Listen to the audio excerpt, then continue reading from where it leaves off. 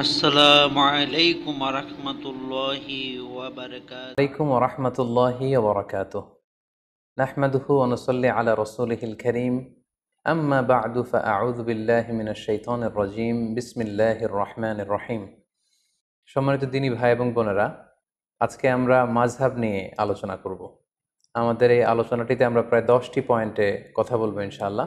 আমরা শুরুতেই বলবো মাযহাব কি, তারপর শুনবো মাযহাব একাধিক হওয়ার কারণ কি, তারপর মাযহাবের প্রয়োজনীয়তা, মাযহাবের উৎপত্তি ও ক্রমবিকাশ, সেই হিসাবে 4টি বিখ্যাত যে মাযহাব হানাফি মাযহাব, মালিকি মাযহাব, শাফি মাযহাব এবং হাম্বলি মাযহাব কি করে প্রতিষ্ঠিত হলো সে ব্যাপারে আমরা শুনব। এবং সবশেষে এই মাযহাবের 4 ইমামের মাঝে সম্পর্ক কেমন ছিল এবং 4 ইমামের উদারতা, এবং একেবারে শেষে মাযহাব নিয়ে আমাদের সমাজে প্রচলিত সমাজে যে বাড়াবাড়ি চলছে সেগুলোর ব্যাপারে আমরা কথা শুনবো ইনশাআল্লাহ। তো শুরুতে আমরা জানবার চেষ্টা করব যে মাযহাব কি। আমরা জানি যে মাযহাব এটা হচ্ছে আরবি শব্দ। এই মাযহাব শব্দের অর্থ হচ্ছে পথ বা মত কিংবা অভিমত, অর্থাৎ ইমামদের গবেষণালব্ধ যে মতামত বা অভিমত, এটাকে আরবিতে মাযহাব বলা হয়। ইংরেজিতে যেটাকে বলে স্কুল অফ থট। সংক্ষেপে বলা যায় যে যে পথের গন্তব্য কোরআন এবং সুন্নাহ, সেটাই হচ্ছে মাযহাব।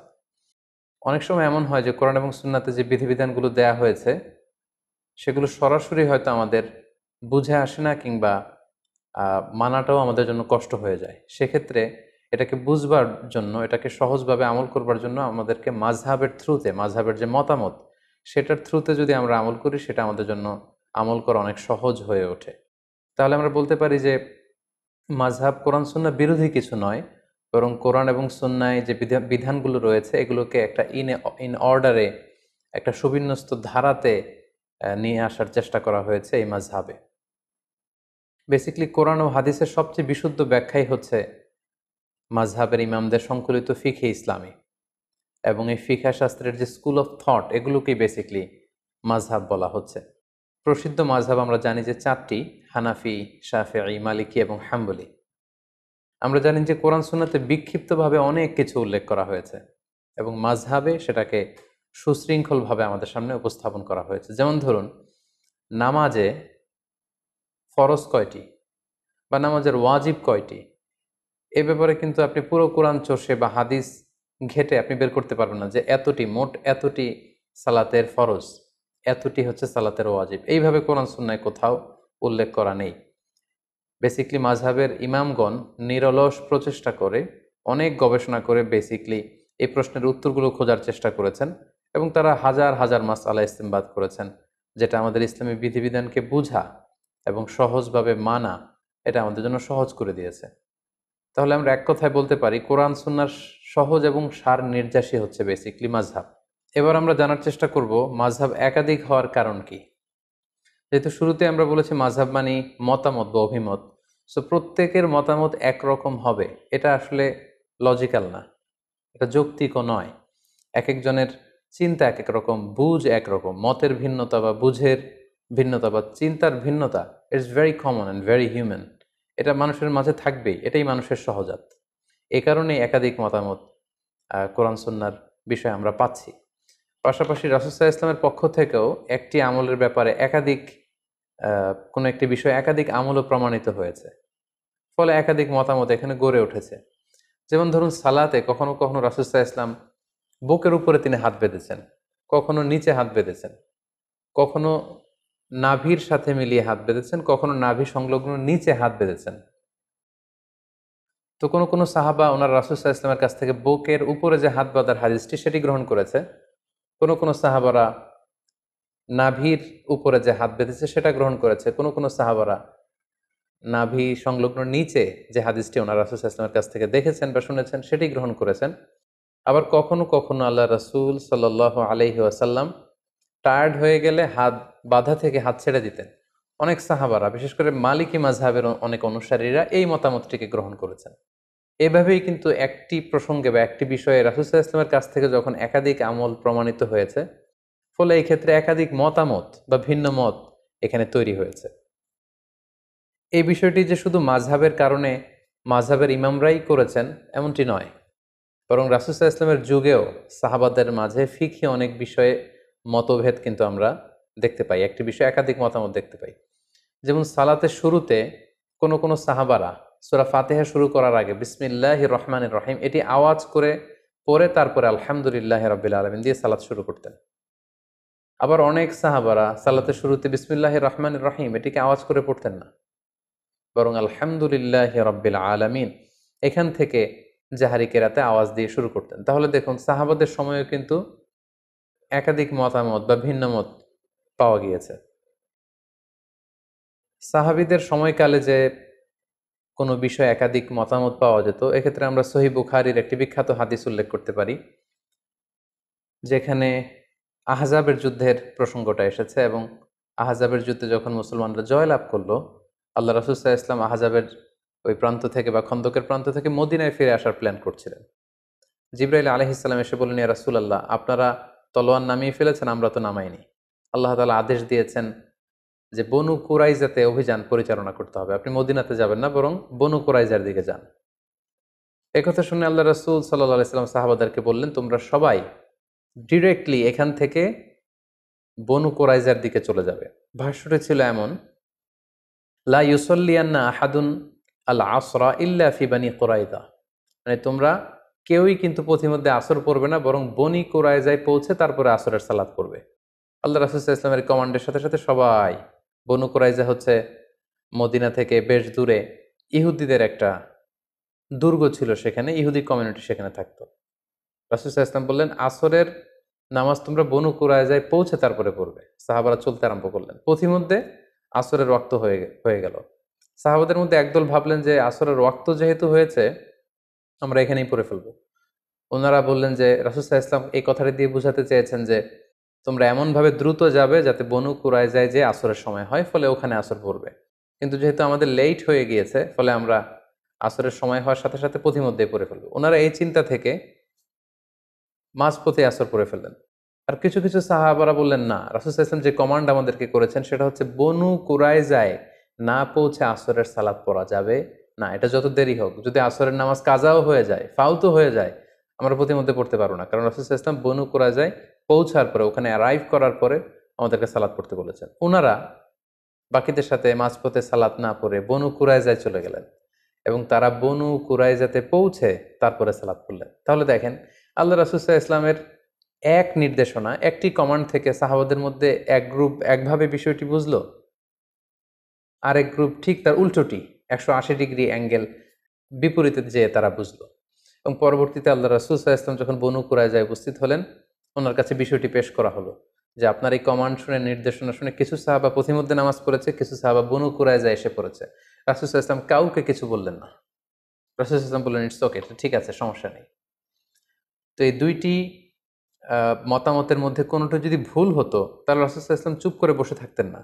কারণ নবীদের বৈশিষ্ট্য হচ্ছে তারা যদি কোথাও ভুলভাল কিছু দেখতে পান, শরীয়ত বিরোধী কিছু দেখতে পান, ওনারা এটাকে শুধরে দেন। রাসূল সাল্লাল্লাহু আলাইহি ওয়াসাল্লাম কিছুই বললেন না, তার মানে বোঝা গেল দুটিই ঠিক ছিল। কোনো একটি বিষয়ে একাধিক জিনিস যে হক হতে পারে, বনু কুরাইজার এই ঘটনাটাই তার প্রমাণ বহন করে। অর্থাৎ সব বিষয়ে হক কেবলমাত্র একটি, এটা নাও হতে পারে। কখনো কখনো একাধিক বিষয়ে হক হতে পারে। যেমন আপনি যদি বুকের উপরে হাত বাঁধেন, আপনার এটা বলার সুযোগ নেই যে যারা নাভির নিচে হাত বাঁধে তাদের সালাত হচ্ছে না, তারা বাতিল, এটা বলার সুযোগ নেই। আবার যারা নাভির নিচে সালাতে হাত বাঁধছেন, তারা আপনারা কখনোই বলতে পারবেন না যে যারা বুকের উপরে বাঁধে তাদের সালাত হচ্ছে না, এটা বাতিল না। তার মানে কোনো কোনো বিষয়ে এমনও হয়, একাধিক বিষয় হক হতে পারে। যেমন সালাতের বুকে হাত বাঁধার ক্ষেত্রে বুকের উপরের এটাও ঠিক আছে, মাঝখানেও ঠিক আছে, নাভি সংলগ্ন নিচেও ঠিক আছে, প্রয়োজনে কারো যদি কষ্ট হয় হাত যদি সে ছেড়ে দেয় সেটাও ঠিক আছে। অনেকে বলে যে এটাও ঠিক ওইটাও ঠিক, এটা কেমন করে হয়? তাদের জন্য এই হাদিসটা একটা বড় ধরনের দলিল যে কোনো বিষয়ে একাধিক মতামত হক হতে পারে, একাধিক মতামতই সহি হতে পারে। নট নেসেসারি যে একটা বিষয়ই সঠিক হতে হবে, কখনো কখনো একাধিক বিষয়ও সহি হতে পারে। তাহলে এই প্রসঙ্গে আমরা বুঝলাম যে এই যে মতের ভিন্নতা, চিন্তার ভিন্নতা বা বুঝের, আন্ডারস্ট্যান্ডিং এর ভিন্নতা, এটা শুধু আমাদের সময় না বা মাযহাবের ইমামদের মধ্যেই না, এটা সাহাবাদের মধ্যেও ছিল। আরেকটি মজার বিষয় এখানে উল্লেখ করা যেতে পারে। আমরা জানি যে আল্লাহ রাসূল সাল্লাল্লাহু আলাইহি ওয়াসাল্লাম মেরাজে গিয়েছিলেন, সশরীরে ওনার মেরাজ হয়েছিল। এই মেরাজে গিয়ে তিনি সরাসরি আল্লাহ তাআলাকে দেখেছেন নাকি দেখেননি, এ বিষয়ে সাহাবাদের মধ্যে দুইটা দল ছিল। যেমন আল্লাহ রাসূল সাল্লাল্লাহু আলাইহি ওয়াসাল্লামের প্রিয়তমা স্ত্রী আম্মাজান আয়েশা রাদিয়াল্লাহু তাআলা আনহা, উনি মনে করতেন যে মেরাজে যে রাসূল সাল্লাল্লাহু আলাইহি ওয়াসাল্লাম আল্লাহ তাআলাকে সরাসরি দেখেননি। আবু হুরায়রা রাদিয়াল্লাহু তাআলা আনহু এই মতামত গ্রহণ করেছেন। অন্যদিকে আব্দুল্লাহ ইবনে আব্বাস রাদিয়াল্লাহু তাআলা আনহুর মতো সাহাবী, আনাস রাদিয়াল্লাহু তাআলা আনহুর মতো সাহাবী, উনারা মনে করতেন যে রাসূল সাল্লাল্লাহু আলাইহি ওয়াসাল্লাম সরাসরি মেরাজের রাতে আল্লাহ তাআলাকে দেখেছেন। তাহলে দেখেন, প্রত্যেকেই জলিল কদর সাহাবী, অনেক মর্যাদাবান সাহাবী। তাদের কেউ মনে করেছেন সরাসরি আল্লাহর সাথে সাক্ষাৎ হয়েছে, আবার কেউ মনে করেছেন সরাসরি সাক্ষাৎ হয়নি। সো এই যে মতের ভিন্নতা, এটা খুবই স্বাভাবিক একটা বিষয়। এবং আল্লাহ রাসূল সাল্লাল্লাহু আলাইহি ওয়াসাল্লামের সময় যে সাহাবারা ছিল, ওনাদের মধ্যেও বিভিন্ন মাসআলাতে, ফিকহি মাসআলাতে মতামতের ভিন্নতা ছিল। সবাই যে এক মতের উপর ঐক্যবদ্ধ ছিলেন ব্যাপারটি এমন নয়। ফলে যে সাহাবী যে আমলের ক্ষেত্রে রাসূল সাল্লাল্লাহু আলাইহি ওয়াসাল্লামের কাছ থেকে যেই পদ্ধতিতে শিখেছেন, তিনি সেটা প্র্যাকটিস করেছেন। ওনার ছাত্ররা তাবিঈরা সেটা প্র্যাকটিস করেছেন, তৎপরবর্তীতে তাবিঈরা সেটা প্র্যাকটিস করেছেন। এভাবে বিভিন্ন ধরনের প্র্যাকটিসের কারণে রাসূল সাল্লাল্লাহু আলাইহি ওয়াসাল্লামের কাছ থেকে একাধিক আমল নানাভাবে প্রমাণিত হওয়ার কারণে মতামতের ভিন্নতা পাওয়া গিয়েছে। ফলে মাযহাব একাধিক হয়েছে। এখানে অনেকে প্রশ্ন করতে পারেন যে তাহলে মাযহাব ৩টি হয়নি কেন, বা ৫টি হয়নি কেন, মাযহাব ৪টিতে সীমাবদ্ধ থাকলো কেন? এর উত্তর আমরা বলতে চাই যে ৪ মাযহাবের যে ৪ জন ইমাম, ওনাদের যে উসুল বা কওয়ায়েদ, ওনাদের যে মাযহাবের রুলস অ্যান্ড রেগুলেশন, এগুলো যতটা সুবিন্যস্তভাবে গ্রন্থাকারে সংরক্ষিত হয়েছে, অন্যান্য কোনো ইমামের মতামতগুলো এরকম সুবিন্যস্তভাবে গ্রন্থাকারে সংরক্ষিত হয়নি। ওনারা ছাড়াও আরও অনেক বড় বড় ইমাম ছিলেন, ওনাদেরও মাযহাব ছিল, কিন্তু ওই সমস্ত ইমামদের অনুসারী গড়ে ওঠেনি, ফলোয়ার গড়ে ওঠেনি, যেমনটি ৪ মাযহাবের ৪ জন বড় ইমামের ক্ষেত্রে গড়ে উঠেছে। ফলে ওনাদের এই ৪ জনের মাযহাব গোটা বিশ্বব্যাপী সমাদৃত হয়েছে। বাকি ইমামদের যে মাযহাব, সেগুলো পৃথিবীতে আর টিকে থাকেনি। এজন্যই একাধিক মাযহাব পৃথিবীতে প্রচলিত হয়েছে এবং সেটি ৪টি মাযহাবে সীমাবদ্ধ রয়েছে। সম্মানিত শুধু এ পর্যায়ে আমরা জানব মাযহাবের প্রয়োজনীয়তা কি, সরাসরি কোরআন সুন্নাহ থেকে আমল করলে সমস্যা কোথায়, মাযহাব ছাড়া যদি কোরআন মানি হাদিস মানি সমস্যা কোথায়, এই প্রশ্ন অনেকে করে থাকেন। তাই এ পর্যায়ে আমরা কেন মাযহাবের প্রয়োজন সেটা আমরা বলবো। এক্ষেত্রে আমি একটু উদাহরণ দিয়ে প্রায় বলে থাকি যে কোরআন সুন্নাহ হচ্ছে 24 ক্যারেটের গোল্ডের মতো, অর্থাৎ দ্য ফাইনেস্ট গোল্ড, 24 ক্যারেটের যে সোনা সেটা। আর মাযহাব হচ্ছে খাদের মতো। আমরা জানি যে 24 ক্যারেটের ফাইনেস্ট গোল্ড দিয়ে জুয়েলারি বানানো যায় না, অলংকার বানানো যায় না। আপনি যদি 24 ক্যারেটের স্বর্ণ দিয়ে অলংকার বানিয়ে দেহে পড়তে চান, তাহলে সেখানে খাদ মেশাতে হবে। অর্থাৎ সরাসরি কোরআন সুন্নাহর বিষয়গুলো অনেকের পক্ষে বুঝা, আমল করা, এটা তার জন্য সহজ নাও হতে পারে। সেক্ষেত্রে তার জন্য মাযহাবের প্রয়োজন, যেটা হচ্ছে খাদ। এই খাদটা আমাদের উদ্দেশ্য না, উদ্দেশ্য হচ্ছে কোরআন সুন্নাহ, উদ্দেশ্য হচ্ছে গোল্ড। কিন্তু ওই গোল্ড যদি আমাদেরকে অর্নামেন্টস বানিয়ে কিংবা জুয়েলারি বানিয়ে আমরা যদি গলায় পড়তে চাই, আমরা যদি ব্যবহার করতে চাই, তাহলে সেখানে খাদ মেশাতে হবে। অনুরূপভাবে কোরআন সুন্নাহকে সহজভাবে বুঝতে হলে সেখানে মাযহাবের প্রয়োজন হবে। অনেকে বলে থাকেন যে আমি কোনো মাযহাব মানি না, বরং আমি লা মাযহাবী, অর্থাৎ কোনো মাযহাবকে আমি গ্রহণ করি না। যারা কোনো মাযহাব মানেন না বলেন, তারা যেটার উপর আমল করেন সেটাও কোনো না কোনো মাযহাবের সাথে মিলে যায়। মাযহাবের বাইরে যে আসলে কোরআন সুন্নাহকে মানা সম্ভব না। ফলে এই উদাহরণটি দিয়ে খুব সহজে বোঝানো যাচ্ছে যে কোরআন সুন্নাহ হচ্ছে 24 ক্যারেটের গোল্ড, আর মাযহাব হচ্ছে খাদ। এই গোল্ডটাকে গহনা বানিয়ে গলায় পরার জন্য এই খাদের প্রয়োজন, কারণ খাদ না মেশালে এটাকে বাঁকা করা যায় না, গোল্ডটাকে ডিজাইন করা যায় না, শেপ দেয়া যায় না। পাশাপাশি অনেকে মনে করে থাকেন যে মাযহাবের কারণে ইসলাম বিভক্ত হয়ে গিয়েছে। অনেকে বলেন যে একটা মাযহাব থাকলেই তো ভালো হতো, এখানে 4টা হলো কেন? এটা তো ইসলামকে বিভক্ত করেছে। এই কথাটিও আসলে ঠিক নয়। আসলে বাস্তবতা হচ্ছে একেবারে উল্টো। মাযহাব আসলে ইসলামকে বিভক্ত করেনি, বরং মাযহাব ইসলামকে অনেকগুলো ভাগে ভাগ হওয়া থেকে বাঁচিয়েছে। অর্থাৎ অনেকগুলো ভাগে বিভক্ত না করে এটাকে মাত্র 4টা ভাগে ভাগ করেছে। যেমন উদাহরণস্বরূপ যদি আমি বলি, আল আজহার বিশ্ববিদ্যালয় থেকে যারা গ্র্যাজুয়েশন করে পাশ করে, তাদেরকে আজহার থেকে একটা টাইটেল দেয়া হয়, সেটা হচ্ছে আজহারি।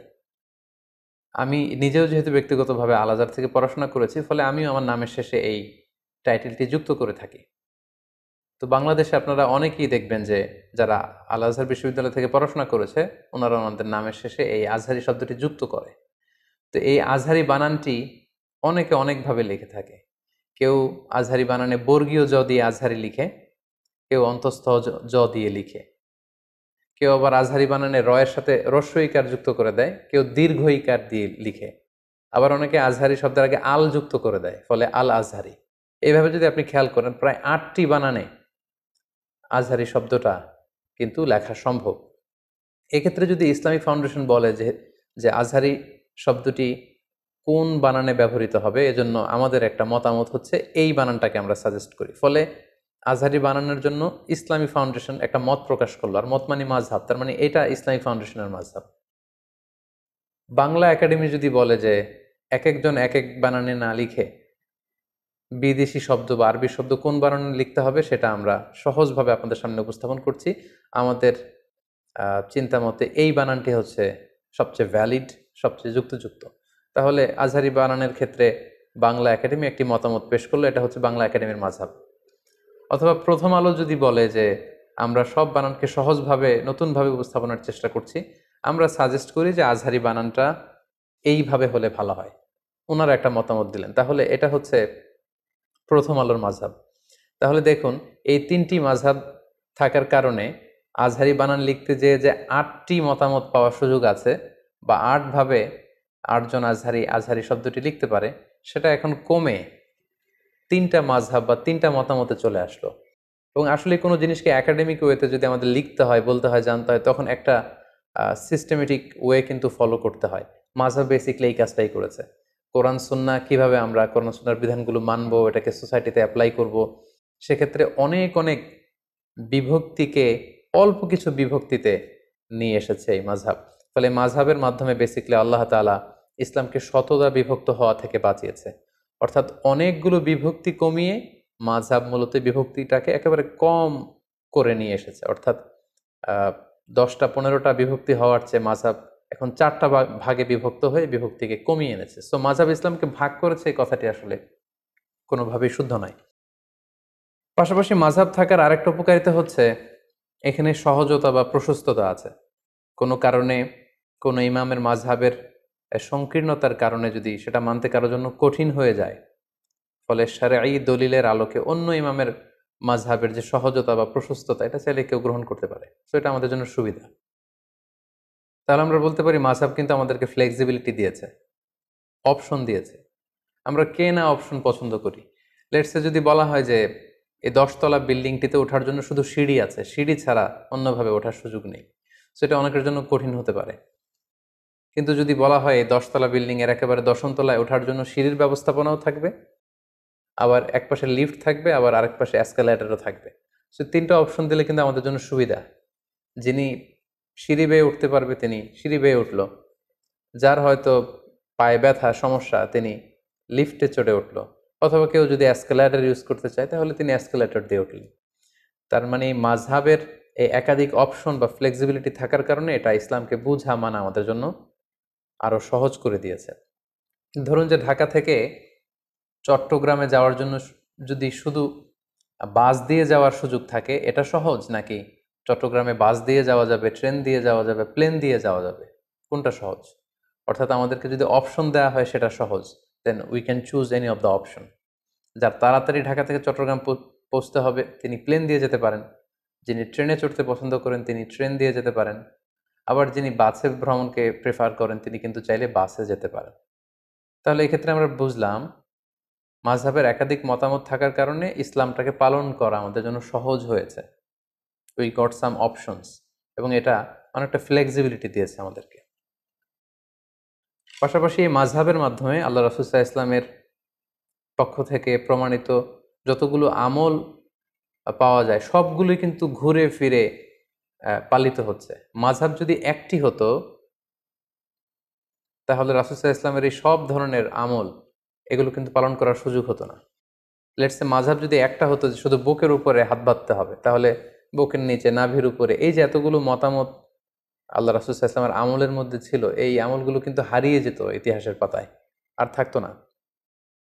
ফলে কেমন যেন আল্লাহ তাআলার এটা একটা বিশেষ রহস্য বা কুদরত যে তিনি চারটা মাযহাবের মাধ্যমে আল্লাহ রাসূল সাল্লাল্লাহু আলাইহি ওয়াসাল্লামের পক্ষ থেকে প্রমাণিত যত ধরনের আমল হতে পারে এটা ঘুরিয়ে ফিরিয়ে সারা বিশ্বে আমল করাচ্ছেন। আমরা যখন মসজিদুল হারামে সালাত পড়ি, কেউ বুকের উপরে বাঁধে, কেউ নাভির নিচে বাঁধে, কেউ বাঁধেই না, কেউ মালিকি মাযহাবের, কেউ শাফিঈ মাযহাবের, কেউ হাম্বলি মাযহাবের, আমরা হানাফি মাযহাবের। ফলে রাসূল সাল্লাল্লাহু আলাইহি ওয়াসাল্লামের সবগুলো আমল ঘুরে ফিরে চর্চা হচ্ছে গোটা বিশ্বব্যাপী। মাযহাব যদি চারটা না হতো, একাধিক মাযহাব যদি প্রতিষ্ঠিত না হতো, তখন কিন্তু এটা করার সুযোগ হতো না। ফলে আমরা বলতে পারি যে এই মাযহাবগুলো ইসলামকে চমৎকারভাবে গোটা বিশ্বে সংরক্ষণ করেছে। তাই মাযহাবের কোনো আমল নিয়ে একে অপরকে কিন্তু ঠাট্টা বিদ্রূপ করা উচিত না। কারণ রাসূল সাল্লাল্লাহু আলাইহি ইসলামের কোনো না কোনো পদ্ধতি বা বর্ণনা কোনো না কোনো মাযহাব গ্রহণ করেছে। ফলে আমি যদি কোনো মাযহাবকে নিয়ে ঠাট্টা করি, তাহলে এটা কেমন যেন রাসূল সাল্লাল্লাহু আলাইহি ইসলাম থেকে প্রমাণিত কোনো আমলকেই ঠাট্টা করলাম। আমরা বাংলাদেশে প্রায়ই দেখি যে আমরা নিচে হাত বাঁধি, তো যে উপরে হাত বাঁধে এটাকে বিভিন্ন মাহফিলে বা বিভিন্ন আলোচনায় ব্যঙ্গ করে দেখানো হয়। আমরা হানাফি মাযহাবে রুকুতে ওঠার সময়, সেজদা যাওয়ার সময় এরকম হাত ওঠানো, যেটাকে রফউল ইয়াদাইন বলে, এটা আমরা করি না। কিন্তু যারা করে অনেক সময় তাদেরকে এরকম ঠাট্টা করা হয়। তো আপনি যদি মাযহাবের পক্ষের লোক হয়ে থাকেন, আপনি যদি ওই আমলগুলোকে ঠাট্টা করেন, তাহলে কেমন যেন আপনি মাযহাবের বিরোধিতা করলেন। কারণ আপনার মাযহাবে হয়তো এই আমলটি নেই, কিন্তু অন্য মাযহাবে কিন্তু অত্যন্ত ভাব গাম্ভীর্যতার সাথে, অত্যন্ত আবেগের সাথে রাসূল সাল্লাল্লাহু আলাইহি ওয়াসাল্লামের এই আমলটি পালন করা হচ্ছে।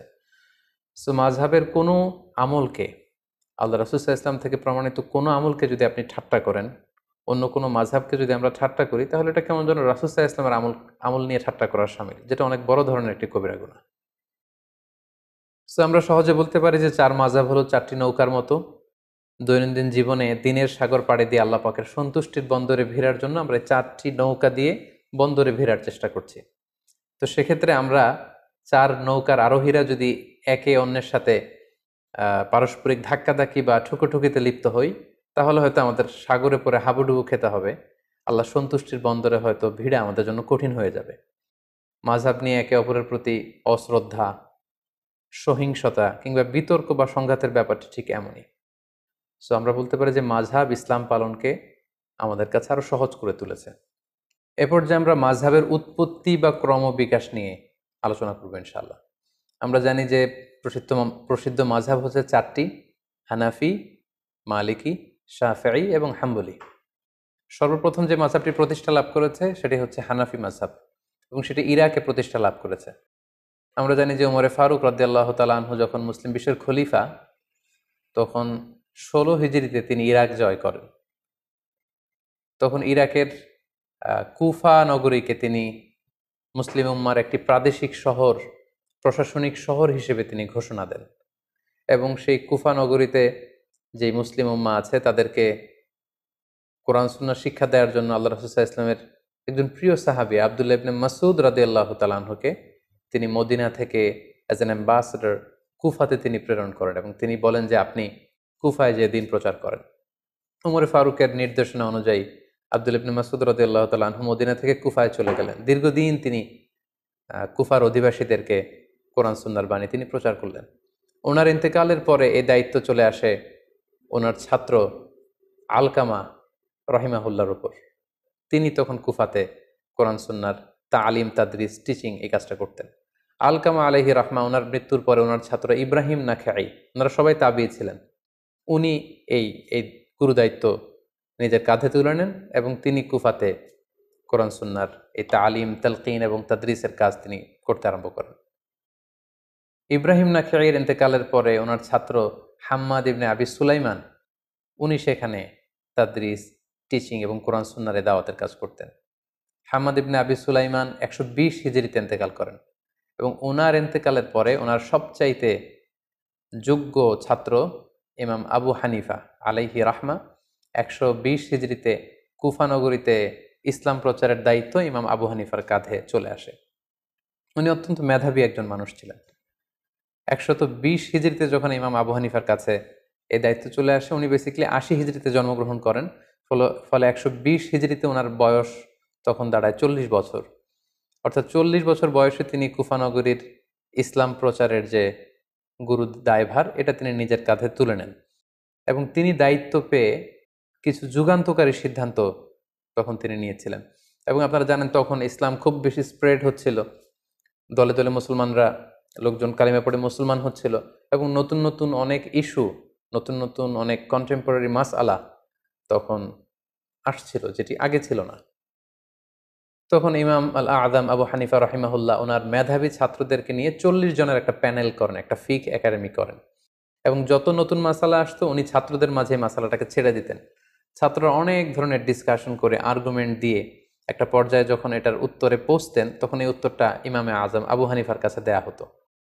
পরে ফাইনালি সবার কথা শুনে উনি ওইটার উপর জাজমেন্ট দিতেন, লিগ্যাল অপিনিয়ন দিতেন, সলিউশন দিতেন। এবং উনি কিভাবে সলিউশন দিচ্ছেন, কিভাবে কোরআন সুন্নাহ থেকে মাসআলাগুলো ইস্তেমবাদ করছেন, এগুলো ওনার ছাত্র মোহাম্মদ ইবনুল হাসান আশ-শাইবানি, আবু ইউসুফ রাহিমাহুল্লাহ, ইমাম জুফার, ওনারা এগুলো লিপিবদ্ধ করতে আরম্ভ করলেন। কোন রুলস অ্যান্ড রেগুলেশন, কোন উসুল, কোন মেথড এবং কওয়ায়েদের ভিত্তিতে উনি কোরআন সুন্নাহ থেকে এই মাসালাগুলো ইস্তেমবাদ করেন, এগুলো যখন লিপিবদ্ধ করা হলো, তখন ওনার এই প্রক্রিয়া, কোরআন সুন্নাহ থেকে মাসালা ইস্তেমবাদ করার প্রক্রিয়ায় বিধিবিধানগুলো মানুষের মাঝে খুব বেশি সমাদৃত হতে শুরু করলো। এবং এই কর্মযজ্ঞের মধ্য দিয়ে বেসিকলি উনি হানাফি মাযহাবের প্রতিষ্ঠা করেন। ঠিক একই সময়ে, ওই সময়ে মদিনাতে আরেকটি মাযহাবের প্রতিষ্ঠা ঘটে, যেটি ইমাম মালিক রাহিমাহুল্লাহর নেতৃত্বে গঠিত হয়। তাহলে আমরা বলতে পারি যে ইমাম আবু হানিফা এবং ইমাম মালিক ওনারা সমসাময়িক সময়ের ছিলেন। 93 হিজরিতে ইমাম মালিক রাহিমাহুল্লাহ জন্মগ্রহণ করেন। ফলে মদিনা কেন্দ্রিক উনি আব্দুল্লাহ ইবনে আব্বাস, আম্মা জান আয়েশা রাদিয়াল্লাহু তাআলা আনহু, আব্দুল্লাহ ইবনে উমর, ওনারা যেই ইলম বা ফিক প্রচার করেছেন, সেটা সাঈদ ইবনে মুসাইয়েবের থ্রুতে, নাফে মাওলা ইবনে উমর ওনার থ্রুতে ইমাম মালিক সেগুলো কালেক্ট করেন, এবং তিনি একটি সহিহ হাদিসের গ্রন্থ লিখেন মদিনাতে, যেটাকে মুয়াত্তা মালিক বলে পরিচিত। আমরা জানি যে বর্তমানে কালামে পাকের পরে, অর্থাৎ কোরআনুল কারিমের পরে সবচেয়ে সহিহ গ্রন্থ বলা হয় সহিহ বুখারীকে, অর্থাৎ বুখারী শরীফকে। কিন্তু ইমাম বুখারী লেখার আগে যেই গ্রন্থটাকে কোরআনের পরে সবচেয়ে বেশি সহিহ হিসেবে ধরা হতো, সেটা হচ্ছে ইমাম মালিকের লেখা মুয়াত্তা ইবনে মালিককে। উনি মসজিদে নববীতে বসে সেখানে দার্স দিতেন, এবং উনারও অনেক ছাত্র, শাগরিদ, অনুসারী, ফলোয়ার মদিনা কেন্দ্রিক গড়ে ওঠে। এবং উনি যে রুলস অ্যান্ড রেগুলেশনের আওতায় কোরআন সুন্নাহর মাসালাগুলো ইস্তেমবাদ করতেন, সেটার আলোকে উনি একটি মাযহাব প্রতিষ্ঠা করেন, সেটাকে বলা হয় মালিকি মাযহাব, যেটাকে মাদ্রাসাতু আহলিল হাদিস বলে, আর ইমাম আবু হানিফার মাযহাবকে বেসিক্যালি মাদ্রাসাতু আহলির রয় বলে। তাহলে সংক্ষেপে যদি আমরা এভাবে বলি যে ইমাম আবু হানিফা এবং ইমাম মালিক ওনারা সমসাময়িক ছিলেন। ইমাম আবু হানিফা ইরাক কেন্দ্রিক ইবনু মাসউদ রাদিয়াল্লাহু তাআলা আনহুর যেই জ্ঞান ওনার ছাত্রদের থ্রুতে ওনার হাতে এসেছে, সেটার উপর বেস করে ইরাকে তিনি হানাফি মাযহাব প্রতিষ্ঠা করেন। একই সময়ে মদিনাতে ইমাম মালিক রাহিমাহুল্লাহ উনি মালিকি মাযহাব প্রতিষ্ঠা করেন। তাহলে এইভাবে বেসিকলি হানাফি মাযহাব এবং মালিকি মাযহাবের সূচনা বা গোড়াপত্তন হয়েছে। ইমাম মালিকের পরে ইমাম মালিকের ছাত্র ইমাম শাফিঈ, যে বছর ইমাম আবু হানিফা ইন্তেকাল করেন 150 হিজরিতে, ঠিক সেই বছর ইমাম শাফিঈ জন্মগ্রহণ করেন। তিনি জন্মগ্রহণ করেন ফিলিস্তিনের গাজাতে। সেখান থেকে ওনার মা ওনাকে মক্কায় নিয়ে আসেন। মক্কা থেকে মদিনাতে ইমাম মালিকের কাছে তিনি পড়াশোনা করেন। পরবর্তীতে বাগদাদে ইমাম আবু হানিফার ছাত্র মোহাম্মদ ইবনুল হাসান আশ-শাইবানির কাছে পড়াশোনা করেন। এভাবে তিনিও অনেক বড় একজন স্কলার হয়ে ওঠেন। তিনি হানাফি মাযহাবের দ্বারা প্রভাবিত হয়ে প্রথমত বাগদাদে তিনি জ্ঞান চর্চা এবং জ্ঞান বিতরণ করেন। পরবর্তীতে তিনি যখন মিশরে চলে যান, সেখানে যে তিনি যত মাসআলা ইমাম আবু হানিফা কিভাবে বলেছেন এবং ওনার সরাসরি শিক্ষক ইমাম মালিক কিভাবে বলেছেন, এগুলোকে থরলি ইনভেস্টিগেট করে উনি নিজে আবার একটি মাযহাব প্রতিষ্ঠা করেন কিছু রুলস অ্যান্ড রেগুলেশনের আওতায়। ফলে 3 নম্বর মাযহাবের গোড়াপত্তন হলো ইমাম শাফির মাযহাব, যেটা মিশরে। ওনার কবরও মিশরে অবস্থিত। আমি নিজেও ইমাম শাফির কবর জিয়ারত করেছি মিশরে। আর ইমাম আবু হানিফার কবর হচ্ছে কুফাতে, আর ইমাম মালিক রাহিমাহুল্লাহর কবর হচ্ছে মাকবারাতুল বাকিয়ায়, অর্থাৎ মসজিদে নববীর পাশে যে কবরস্থান, সেখানে ওনাকে দাফন করা হয়েছে। তাহলে আমরা পেলাম যে শুরুতে ইরাক কেন্দ্রিক হানাফি মাযহাবের গোড়াপত্তন হলো, মদিনা কেন্দ্রিক মালিকি মাযহাবের গোড়াপত্তন হলো, এবং মিশর কেন্দ্রিক ইমাম শাফি মাযহাবের গোড়াপত্তন হলো।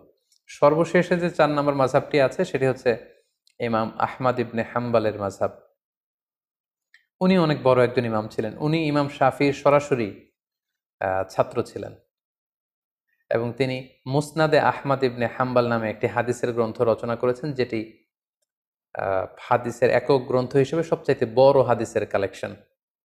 উনি বাগদাদে জন্মগ্রহণ করেছিলেন, ইমাম শাফিঈর সরাসরি ছাত্র।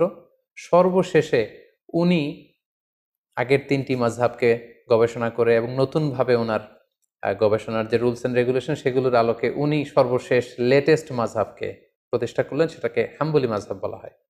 এইভাবেই বেসিকলি মাযহাবের গোড়াপত্তন হয়। প্রথমে ইমাম আবু হানিফা হচ্ছেন এটার পায়োনিয়ার, তারপর ইমাম মালিকের নেতৃত্বে মালিকি মাযহাব, ইমাম শাফিঈর নেতৃত্বে শাফিঈ মাযহাব এবং সর্বশেষে ইমাম আহমদ ইবনে হাম্বলের নেতৃত্বে হাম্বলি মাযহাবের গোড়াপত্তন হয়।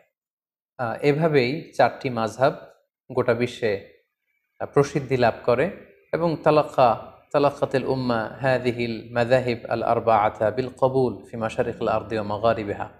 গোটা বিশ্বের মুসলমানরা এই চারটি মাযহাবকে অত্যন্ত আন্তরিকতার সাথে গ্রহণ করে, কারণ গোটা বিশ্বের স্কলাররা ওনারা দেখেছেন যে এই চার মাযহাবের চারজন যে ইমাম, ওনারা ছিলেন অত্যন্ত মুখলিস লোক। এখলাসের মানদণ্ডে ওনারা উত্তীর্ণ ছিলেন, ইলমি যোগ্যতা ছিল অনেক বেশি পরিশ্রম করে ওনারা এমনভাবে কোরআন সুন্নাহ থেকে এই মাসআলাগুলো, লিগ্যাল অপিনিয়নগুলো বের করেছে, যেটা আমাদের জন্য অনেক বড় একটা নেয়ামত। এবং ওনাদের এই কাজের মধ্য দিয়ে গোটা বিশ্বের মুসলিম উম্মার হৃদয়ে মণিকোঠায় ওনারা স্থান করে নিয়েছে। ফলে গোটা বিশ্বের আপনি মুসলিম রাষ্ট্রগুলোর দিকে যদি খেয়াল করেন তাহলে দেখবেন যে সবাই এই চারটি মাযহাবের কোনো না কোনো একটি মাযহাবকে ওনারা গ্রহণ করেছেন। আমাদের বাংলাদেশে হানাফি মাযহাবের প্রচলন, বাংলাদেশ, ভারত, পাকিস্তান, আফগানিস্তান, তুরস্ক, তারপর চীনের যে অংশে মুসলমানরা থাকে এবং রাশিয়ার যে অংশগুলো ভাগ হয়ে আলাদা আলাদা দেশ হয়েছে, যেমন তুর্কমেনিস্তান, তাজিকিস্তান, কিরগিজস্তান, এই সবগুলো দেশ এবং ইউরোপের কিছু দেশে হানাফি মাযহাব প্রসিদ্ধি লাভ করেছে। গোটা বিশ্বে যত মুসলমান আছে তাদের 1/3 হচ্ছে হানাফি মাযহাবের ফলোয়ার। এর অন্যতম কারণ হচ্ছে সর্বশেষ যে আমাদের আল খিলাফা আল ইসলামিয়া বা ইসলামী খেলাফত ছিল, সেটা ছিল উসমানী খেলাফত এবং ওনারা ওনাদের উসমানী খেলাফত প্রায় 600 বছর ব্যাপী শাসন করেছেন এবং ওনারা হানাফি মাযহাবের উপর প্রতিষ্ঠা ছিলেন। ফলে ওনাদের প্যাট্রনে এই হানাফি মাযহাবের প্রচার প্রসার গোটা বিশ্বব্যাপী এত বেড়েছে। আমরা যদি পরবর্তীতে মালিকি মাযহাবের দিকে খেয়াল করি, নর্থ আফ্রিকান যে কান্ট্রিগুলো আছে সেখানে মালিকি মাযহাব প্রসিদ্ধি লাভ করেছে। কুয়েতে, বাহরাইনে, দুবাইতে এবং সৌদি আরবের কিছু অঞ্চলে মালিকি মাযহাবের অনুসারী করে উঠেছে। শাফি মাযহাবের কথা যদি আমরা বলি, মিশরে সেটা আমরা দেখি যে মিশরের শাফি মাযহাবকে ফলো করা হয়। মালয়েশিয়াতে, ইন্দোনেশিয়াতে, শ্রীলঙ্কাতে, ইথিওপিয়া, সোমালিয়া এবং ইয়ামানে এই শাফি মাযহাবের অনুসারীদেরকে আমরা পাবো। সবশেষে যদি হাম্বলি মাযহাবের কথা বলি তাহলে আমরা দেখব যে সৌদি আরবের অধিকাংশ মানুষ হাম্বলি মাযহাবের অনুসারী, কাতারের লোকেরা হাম্বলি মাযহাবকে অনুসরণ করে, দুবাইয়ের কিছু স্টেটে। এইভাবে গোটা বিশ্বের মুসলমানেরা এই চারটি মাযহাবকে গ্রহণ করেছে এবং এই চারজন মাযহাবের যে ইমাম, ওনাদের সম্পর্কের দিকে যদি আমরা খেয়াল করি তাহলে দেখব যে ওনারা তো একে অপরের ছাত্র ছিলেন। ইমাম মালিক আলাইহি রাহমা, ওনার সরাসরি ছাত্র ছিলেন ইমাম শাফিঈ। ইমাম শাফিঈর সরাসরি ছাত্র ছিলেন ইমাম আহমদ ইবনে হাম্বল। ইমাম আহমদ ইবনে হাম্বলের সরাসরি ছাত্র ছিলেন বেসিক্যালি ইমাম বুখারী, ইমাম মুসলিম, ইমাম আবু দাউদ সিজিস্তানি। সো ওনাদের মধ্যে সম্পর্কটা ছিল অত্যন্ত প্রগাঢ়, অত্যন্ত আন্তরিকতার সম্পর্ক, ছাত্র এবং শিক্ষকের সম্পর্ক। ওনারা একে অন্যের শুভাকাঙ্ক্ষী ছিলেন, একে অন্যের প্রতি সৌহার্দ্যপূর্ণ আচরণ করতেন এবং ওনারা যে কতটা বেশি উদার ছিলেন, ব্রড মাইন্ডেড ছিলেন, এটা আমরা ছোট্ট একটি ঘটনা থেকে বুঝতে পারবো। ইমাম শাফিঈ যখন একবার কুফাতে যান ভ্রমণ করতে, ইমাম মুহাম্মদ ইবনে হাসান আশ-শাইবানির আপ্যায়নে বা নিমন্ত্রণে তিনি যখন যান, তিনি বললেন যে আমি ইমাম আল আযম আবু হানিফা রাহিমাহুল্লাহর কবর জিয়ারত করব। কবর জিয়ারত করলেন। পাশে এক মসজিদে উনি যখন নামাজ পড়ছিলেন, আমরা জানি যে ইমাম শাফিঈ উনি রফউল ইয়াদাইনকে সমর্থন করেন। ওনার মাযহাবে রুকু থেকে ওঠার সময় এরকম হাত উঠানো, সিজদায় যাওয়ার আগে হাত উঠানো, সিজদা থেকে উঠে হাত উঠানো, এটাকে আরবিতে বলা হয় রফউল ইয়াদাইন। এটা হানাফি মাযহাবে নেই। আমরা যখন হানাফি মাযহাবের নিয়ম অনুযায়ী সালাত আদায় করি আমরা এভাবে হাত উঠাই না বারবার, কিন্তু ইমাম শাফিঈ সালাত আদায় করার সময় রফুল ইয়াদাইন করতেন। এটা ছিল ওনার মাযহাব। কিন্তু কুফাতে ইমাম আবু হানিফার কবরের পাশে কোন এক মসজিদে উনি যখন নামাজ পড়ছিলেন, উনি সেখানে এই রফুল ইয়াদাইনকে স্কিপ করলেন, তরক করলেন, উনি এটা করছিলেন না। রফুল ইয়াদাইন না করেই উনি হানাফি মাযহাবের মতো করে নামাজ পড়ছিলেন। সবাই তো অবাক, এত বড় ইমাম, ইমাম শাফিঈ, যার ব্যক্তিগত অভিমত হচ্ছে সালাতে এরকম রফুল ইয়াদাইন করতে হবে, এটা সুন্নাহ, কিন্তু উনি এটা না করে কেন আজকে এভাবে নামাজ পড়ছেন? নামাজ শেষে ইমাম মুহাম্মদ ইবনে হাসান আশ-শাইবানী জিজ্ঞেস করলেন যে আপনি কি আপনার রফউল ইয়াদাইনের যে অভিমত এটা থেকে সরে এসেছেন? আপনি কি ইমাম আজম আবু হানিফার যে মতামত ওই মতামতে চলে এসেছেন? উনি বললেন, না, আমি আমার মতামত থেকে সরে আসিনি, আমার মতামত আগে যেটা ছিল সেটাই আছে। আমি ইহতিরামান লি আবি হানিফা, ইমাম আবু হানিফাকে সম্মান দেখানোর জন্য, যেহেতু পাশেই ওনার কবর, আমি ওনার এলাকা ভিজিট করতে এসেছি, তাই সম্মানার্থে আমার মতামতকে আমি এখানে স্কিপ করে ওনার মতামত অনুযায়ী সালাত আদায় করেছি। আল্লাহু আকবার কাবীরা। তার মানে কতটা উদার মানসিকতার ওনারা ছিলেন। মাযহাবের ইমামগণ এক একজন কত ব্রড মাইন্ডেড পার্সোনালিটি ছিলেন, কিন্তু আমরা ওনার অনুসারীরা সামান্য ছোট ছোট বিষয় নিয়ে, যেগুলো দিনের মৌলিক বিষয়, তো মাযহাবের মধ্যে কোনো পার্থক্য নেই, ফুরুআত যেগুলো অমৌলিক ছোটখাটো বিষয়ের পার্থক্য নিয়ে আমরা একে অপরকে বাতিল বলে ঘোষণা দিয়ে দিই, কাফের বলে ঘোষণা দিয়ে দিই, ইসলাম থেকে খারিজ করে দিই, যেটি মোটেও কাম্য নয়। সম্মানিত শুধু এ পর্যায়ে আমরা আমাদের আলোচনার একেবারে শেষ পর্যায়ে চলে এসেছি। এ পর্যায়ে আমরা মাযহাব নিয়ে আমাদের সমাজে যে প্রচলিত বাড়াবাড়ি, এগুলো নিয়ে কিছু কথা বলবো। আহলে সুন্নাতুল জামায়াতের আকীদা হচ্ছে নবীরা হচ্ছে মাসুম, ওনারা কোনো ভুল করেননি, কোনো পাপ করেননি। তো আমরা শুধু নবীদের ক্ষেত্রেই এই মাসুম কথাটি যুক্ত করি, এবং সাহাবারা ওনারা হচ্ছেন মাহফুজ, ওনাদেরকে আল্লাহ বড় ধরনের কবিরা গুনাহ থেকে হেফাজত করেছেন, একটি দুইটি স্পেশাল কেস ছাড়া। আর মাযহাবের যে চারজন ইমাম আছে ওনাদেরকে আমরা মাসুম মনে করি না, ওনারা ভুল থেকে মাসুম নন, নিষ্পাপ নন, ওনাদের গবেষণা করতে যে ভুল হয়ে যেতে পারে, তবে আমরা ওনাদের এই গবেষণাকে এপ্রিসিয়েট করি। নাহনু নুহিব্বুহুম ওয়া নাহতারিমুহুম ওয়া লা নুকদ্দিসুহুম, আমরা ওনাদেরকে ভালোবাসি, ওনাদেরকে রেসপেক্ট করি, হৃদয়ের গহীন থেকে তাদের জন্য আমাদের ভালোবাসা আছে। ওনারা মুসলিম উম্মার জন্য আল্লাহ তাআলার পক্ষ থেকে অনেক বড় নেয়ামত, কিন্তু আমরা মাযহাবকে দ্বীন মনে করব না। ওয়ালা নাজআলু মাযহাবাহুম দীনান, ওনাদের যে মাযহাব মতামত এটাকে আমরা দ্বীন মনে করি না, বাল নাজআলু মাযহাবাহুম ওয়াসিলাতান লিফাহমিদ দ্বীন, আল্লাহর দ্বীনকে বোঝার জন্য এটাকে একটা মাধ্যম বা ওয়াসিলা আমরা মনে করি। চারজন মাযহাবের বড় বড় ইমাম ওনারা মুজতাহিদ ছিলেন, মানে গবেষক ছিলেন। আর আল মুজতাহিদু ইউসিবু ওয়া ইউখতি, যারা ইজতিহাদ করেন ওনারা সঠিকও করেন এবং মাঝে মাঝে ভুলও করেন, যেহেতু ওনারা মানুষ ছিলেন, সো ওনারা ভুলের ঊর্ধ্বে ছিলেন না। আর মুস্তাহিদদের ক্ষেত্রে কথা হচ্ছে যে মুস্তাহিদরা যদি ভুল করে তাহলে ওনাদেরকে একটি সওয়াব দেওয়া হয়, রিওয়ার্ড দেওয়া হয়, প্রতিদান দেওয়া হয়। আর যদি শুদ্ধ করে তাহলে ডবল রিওয়ার্ড দেওয়া হয়, মানে ডবল প্রতিদান বা সওয়াব ওনারা পান। আর যদি ওনারা ভুল করে থাকেন তাহলে কোনো গুনাহ হয় না, বরং একটি সওয়াব ওনারা পান।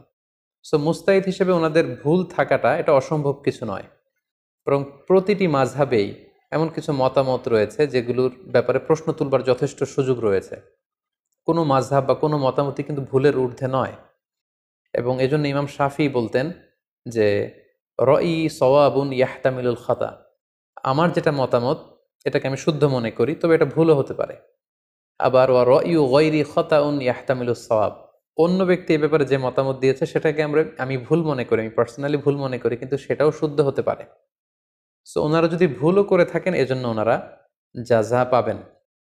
তাই কোনো বিষয়ের দলিলের ভিত্তিতে যদি কোনো আলেম নিজ মাযহাবের সাথে ভিন্ন মত পোষণ করে তখন তাকে আসলে বাতিল, গোমরা এগুলো বলা যাবে না, যেহেতু উনি দলিলের ভিত্তিতে অন্য একটা মতামত গ্রহণ করেছেন। যদিও আমরা হানাফি মাযহাবের, কিন্তু দলিলের ভিত্তিতে যদি আমরা কখনো পরিস্থিতির আলোকে অন্য কোনো মাযহাব বা মতামতকে গ্রহণ করে নেই তাহলে কিন্তু আমাদের হানাফি মাযহাব কাটা যায় না। আপনি যদি খেয়াল করেন তাহলে দেখবেন যে হানাফি মাযহাবে আসরের ওয়াক্ত শুরু হয় অনেক দেরিতে, সেই হিসেবে শাফি মাযহাবে, হাম্বলি মাযহাবে অনেক আগে শুরু হয়ে যায়। হানাফি মাযহাবের নিয়ম হচ্ছে কোনো বস্তু মাটিতে গেড়ে দিলে দুপুরবেলা এটার মূল ছায়ার পরে যদি ডবল ছায়া পরিমাণ যখন দেখা যাবে তখন আসরের ওয়াক্ত শুরু হয়। অন্য মাযহাব অনুযায়ী মূল ছায়া ছাড়া একটা ছায়া যদি পাওয়া যায় আসর রক্ত শুরু হয়। লেটস সে আমরা এভাবে বলতে পারি যে মাগরিবের 1 ঘন্টা আগে হানাফি মাযহাব অনুযায়ী আসরের রক্ত শুরু হয়, শাফি বা হাম্বলি মাযহাবে প্রায় 2 ঘন্টা আগে আসরের রক্ত শুরু হয়। ফলে আমরা যখন সৌদি আরবে যাই, হজ উমরা করতে যাই, তখন মসজিদুল হারামে বা মসজিদে নববীতে বা সৌদি আরবের যে কোনো মসজিদে আসরের আজান কিন্তু শাফি মাযহাবের ওয়াক্ত অনুযায়ী হয়। এবং শাফি মাযহাবের অভিমত অনুযায়ী যখন আসরের ওয়াক্ত হয়, আজান হওয়ার সাথে সাথে কিন্তু আমরা মসজিদে যে শাফি ওয়াক্তে আসরের সালাত পড়ি, আমরা কিন্তু হানাফি ওয়াক্তে আসরের সালাত পড়ি না। তাই বলে আমাদের ওই সালাত কাটা যাবে, ওই সালাত আদায় হবে না, এমনকি আমরা কখনো মনে করি আমরা হজের যে দীর্ঘ লম্বা সফর, তখন তো আমরা মসজিদে নববীতে বা মসজিদুল হারামে শাফি ওয়াক্তে আসরের নামাজ পড়ি। তার মানে এই শাফি ওয়াক্তে যে আসরের সালাত পড়ছি এর পেছনে শক্ত দলিল আছে, এবং দলিলের ভিত্তিতে আমাদের মাযহাবের বাইরে যে অন্য কোনো মাযহাবের কোনো অভিমত বা মতামত আমল করলে এতে আমাদের মাযহাব চলে যায় না, বরং এটা হচ্ছে ফ্লেক্সিবিলিটি। দলিলের ভিত্তিতে প্রয়োজনে কোনো আলেম নিজ মাযহাবের বাইরে যেও অন্য মাযহাবের উপর আমল করতে পারেন। আমরা এই লকডাউনের সময়কালে ঈদের সালাতের প্রসঙ্গটা এখানে উল্লেখ করা যেতে পারে। হানাফি মাযহাব অনুযায়ী জুমার নামাজ, ঈদের নামাজ ঘরে পড়া যায় না, কিন্তু অন্যান্য মাযহাবের মতামত অনুযায়ী গোটা বিশ্বব্যাপী ফতোয়া দেয়া হয়েছিল যে ঈদের সালাত চাইলে 2-4 জন মিলে ঘরে পড়া যাবে। এবং আমরা গোটা বিশ্বে হানাফি মাযহাবের যে সমস্ত অনুসারীরা ছড়িয়ে ছিটিয়ে আছে, আমরা অনেকেই ঘরে কিন্তু ঈদের সালাত আদায় করেছি অন্য মাযহাবের নিয়ম অনুযায়ী। ফলে আমাদের হানাফিয়াত কাটা গিয়েছে, ব্যাপারটি কিন্তু এমন নয়। কারণ ওই আমলটির পক্ষে দলিল ছিল। আনাস রাদিয়াল্লাহু তাআলা আনহু একবার ঈদের সালাত মিস করেছেন, জামাত পাননি, বাড়িতে এসে ওনার ফ্যামিলির সবাইকে নিয়ে তিনি আবার ঘরে জামাত করলেন। এটাই ছিল দলিল, এবং এই দলিলের ভিত্তিতে কিন্তু আমরা অনেকেই ঈদের সালাত আদায় করেছি। তো এখানে প্রসঙ্গ হচ্ছে কোনো আমলের ব্যাপারে অন্য মাযহাবের যে মতামত দলিলের ভিত্তিতে সেটাকে যদি কেউ গ্রহণ করে তাহলে সে বাতিল হয়ে যাবে, সে গোমরা হয়ে যাবে, বা তার হানাফিয়াত কাটা যাবে, মাযহাব তিনি যে মাযহাব মানছেন সেটা কাটা যাবে, ব্যাপারটা কিন্তু এমন নয়। আমাদের বাংলাদেশে এই ব্যাপারটাকে খুব জটিল করে দেখা হয়। আমাদের বাংলাদেশের প্রেক্ষাপট হলো যে এখানে হানাফি মাযহাবের বিপরীতে যে কোনো প্রশ্নোত্তরে অংশগ্রহণ বা কোনো গবেষণার মোলাক্ষাস এগুলো শেয়ার করা যায় না। আসলে কিন্তু ব্যাপারটি এমন নয়। আমরা যদি আমানা এলমিয়ার কথা খেয়াল করি তাহলে দেখব যে ইমাম আবু হানিফা বিভিন্ন বিষয়ে যে সমস্ত মতামত ব্যক্ত করেছেন, অনেক সময় ওনার হাতে গড়া ছাত্র ইমাম আবু ইউসুফ, ইমাম মোহাম্মদ ইবনে হাসান আশ-শাইবানি, ওনারা ইমাম আবু হানিফার বিপরীত মত দিয়েছেন। এমন না যে আমার উস্তাদ যেটা বলেছে আমরাও সেই মতে দিব, না, ওনারাও গবেষণা করেছেন, ওনাদের ইন্টেলেক্ট, ওনাদের রেশনাল খাটিয়ে ওনারা যদি ভিন্ন মত পেয়েছেন তো সেখানে বিরোধিতা করেছেন। সো এক্ষেত্রে আমাদের হাম্বল সাজেশন হচ্ছে আমরা নিঃসন্দেহে মাযহাবকে গ্রহণ করব, ধারণ করব, এবং কোরআন সুন্নাহকে সহজভাবে বুঝার এবং মানার জন্য মাযহাব এটা আল্লাহর পক্ষ থেকে একটি রহমত। কিন্তু এই মাযহাব নিয়ে যেন আমরা কখনো বাড়াবাড়ি না করি, বরং কোরআন সুন্নাহকে সহজভাবে মানার ক্ষেত্রে এই মাযহাবকে যেন আমরা সহায়িকা হিসেবে গ্রহণ করতে পারি। আল্লাহ তাআলা আমাদের সবাইকে কথাগুলো বুঝার ও আমল করার তৌফিক দান করুক। হাযা মা ইনদি ওয়াল ইলমু ইনদাল্লাহ আলাইহি তাওয়াক্কালতু ওয়া ইলাইহি উনীব। ওয়াসসালামু আলাইকুম ওয়া রাহমাতুল্লাহ।